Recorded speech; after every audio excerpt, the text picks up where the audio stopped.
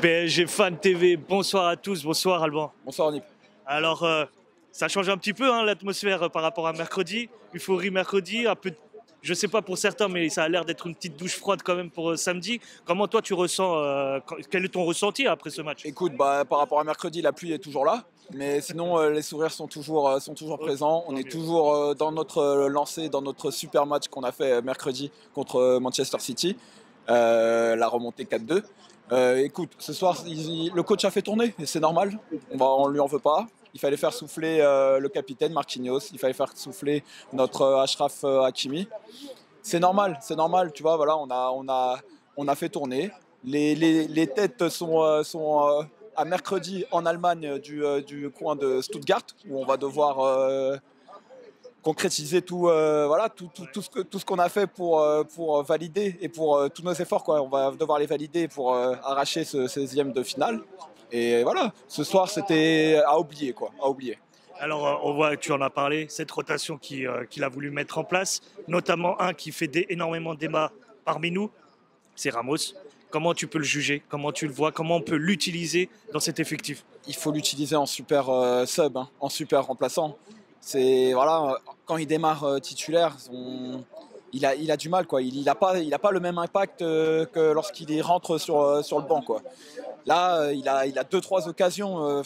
Il n'y arrive pas, quoi, hein, tu vois. Ouais. Ça, on se prend un poteau en première période. C'est compliqué.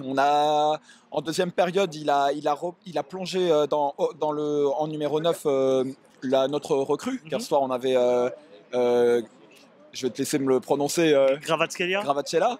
Et là, voilà, on peut trouver d'autres opportunités comme ça, en commençant pourquoi pas avec Ousmane, hein, en faux numéro 9. Mais voilà, Ramos plus en super remplaçant, quoi. Et juste pour terminer son cas, est-ce que tu trouves que c'est, comme certains le disent, on ne le met pas assez en confiance, notamment on ne le fait pas assez jouer parce qu'il n'est pas assez titulaire? À ce niveau-là, comment tu peux juger? Est-ce qu'il faut être performant tout de suite ou laisser le temps? C'est compliqué, hein. Avec Enrique, tu vois, on l'a vu avec l'exemple de Randal Kolo Muani. À un moment donné, quand il t'a donné sa chance, voilà, au bout d'un moment, c'est terminé pour lui. Il te blacklist et merci, au revoir. Je félicite monsieur Randal Kolo Muani. Premier match avec la Juventus cet après-midi. Il a scoré. Bon, la Juve a perdu par la suite, mais voilà, tous les haineux, tous les gens qui critiquaient, Randal Kolo Muani, c'est un super top player, les gars. Avec l'équipe de France, il a cartonné. Il a. Quand on n'a pas la confiance, c'est compliqué. Ramos, là, en ce moment, il n'a pas la confiance avec le coach. Malheureusement, j'ai peur pour lui et il restera en tant que remplaçant s'il accepte le job. Mais voilà, je vois une équipe avec notre Ousmane Dembélé, notre Doué, notre Kvaratskhelia.